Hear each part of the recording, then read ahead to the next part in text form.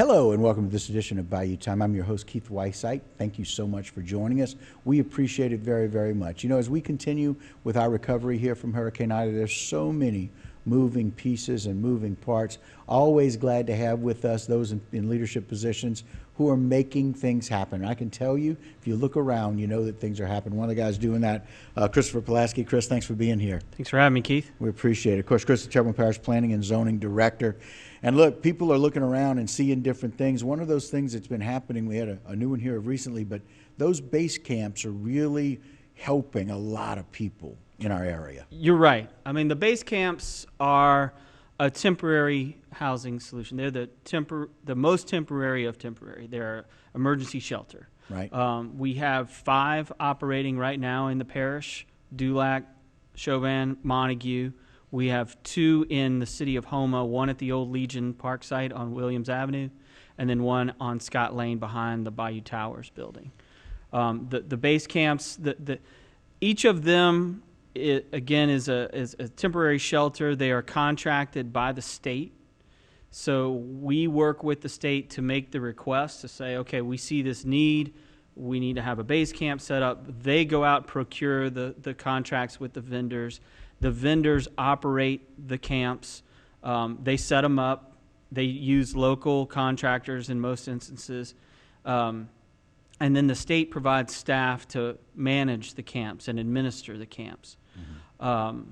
And they look a little bit different. Each vendor has a different style that they use. The Dulac, Chauvin, Montague, those 3 are more of a congregate tent style, where they then subdivide up that tent.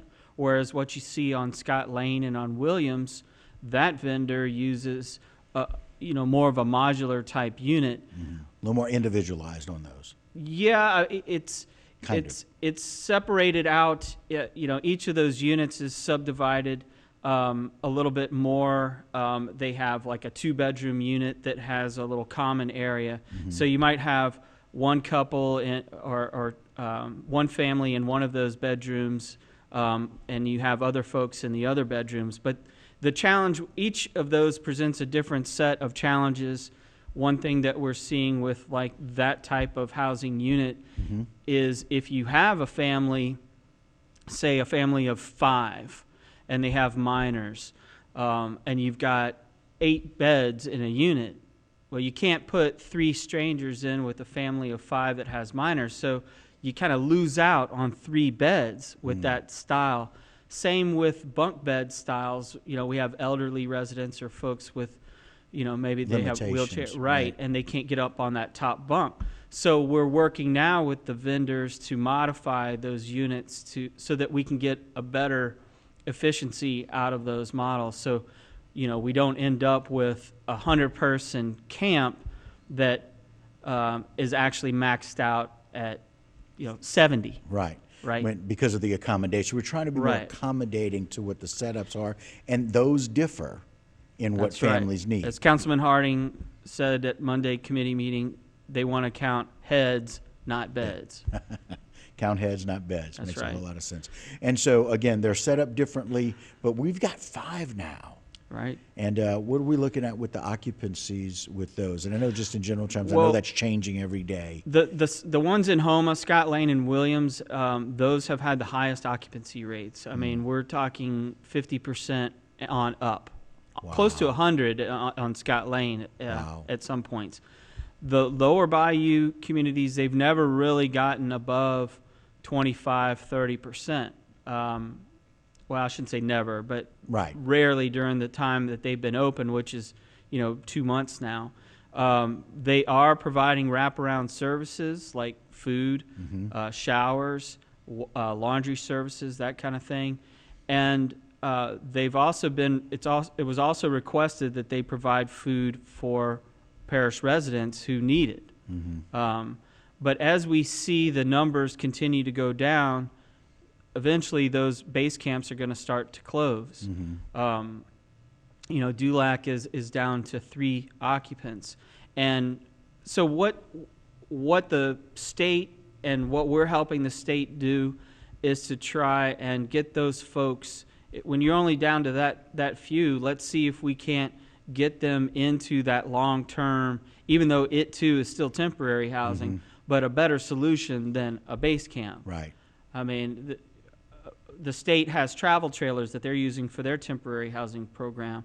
So you can imagine, okay, if a cost of 3 travel trailers, what is that compared to the cost of operating a 100-person base camp? Right. So those are the kinds of efficiencies that we're starting to look for and try and once we move from Dulac onto another base camp, we'll continue to do that. I mean, we will do that for all of the occupants of the base camps until more suitable options are presented, whether that's HUD vouchers, travel trailers through the state, or FEMA's direct housing program. Right. And I know we want to talk about those things, and we're going to get to those in the next segment.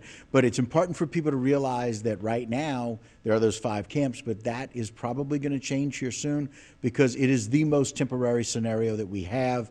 And we want to be as cost efficient with that money as we can, with the state kind of helping to set that up and helping through the parish. Right. Yeah. So we're gonna do that. So again, those 5 base camps are down in the 5 lower areas in Dulac, Chauvin, and Montague, and then the one on Scott Lane and the one on Williams. And those are the 5 that we have. And right now, the ones in Houma, the 2 that were open the most recently, are the ones that are most filled right now. So That's great correct. call on knowing what was needed, finding that out, and then addressing that need. And those services that are offered. Not just the wraparounds that I mentioned earlier, but they also have staff on site that can assist people with disaster assistance registration, and so FEMA registration things, Small Business Loan Association. Lots of information. For many of you, I'm sure, have noticed the dozens of travel trailers staged out at the Houma Civic Center. Now, you'll start seeing those go away. They may be totally, the parking lots may be empty by now. Very close. That is not because the state is pulling the plug or has distributed all the trailers that they will. Right. This was a decision, a strictly logistical decision made by the state and their contractor Aptum to consolidate all of the 3 staging areas that they previously had into one, which is in Prairieville. I think it's just easier for where these trailers are coming from to bring them to Prairieville and then assign them as to where they need to go. Right. But as of today, we have 659 travel trailers that have been delivered or deployed.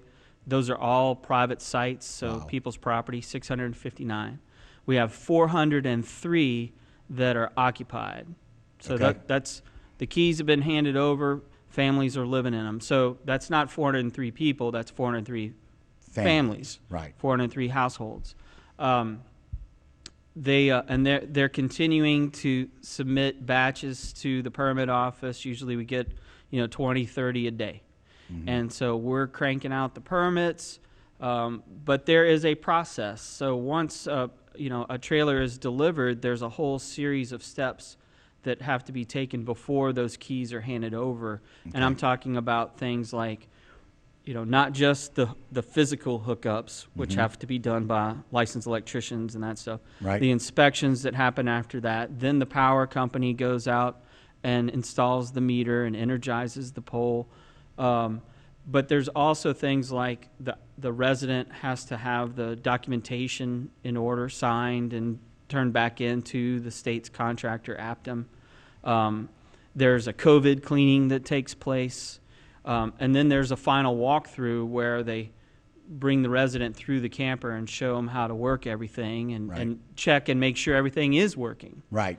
It's kind of like when you buy a new car, you go through that little step-by-step where the salesperson shows you all the bells and whistles of the vehicle. Same thing with the travel trailer. But we're excited that those numbers continue to increase exponentially.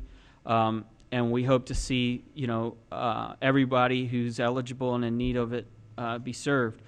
The contractor for the state is, as of today, is doing site prep work and starting to build the first set of pads for the group site. Okay. Which is out off of 311 near Highway 90, behind the Rebecca Plantation truck stop. Right. There will be 244 state travel trailers in that location.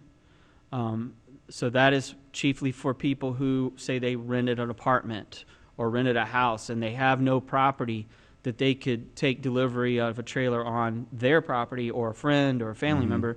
If they have no other option, that group site's available. Okay.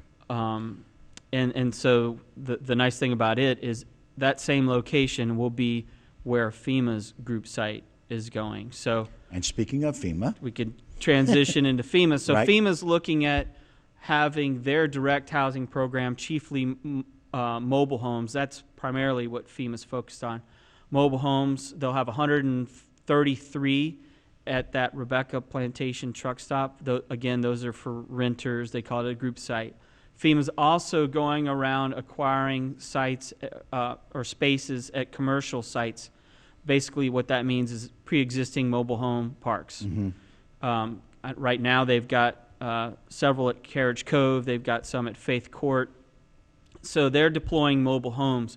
We had to iron out a few things with FEMA with respect to some of their rules and our local floodplain ordinances to allow for mobile homes and travel trailers to be placed in special flood hazard areas below base flood elevation. There was some confusion, and FEMA representatives were telling survivors that they were not eligible for that direct housing unit because they were in a flood zone.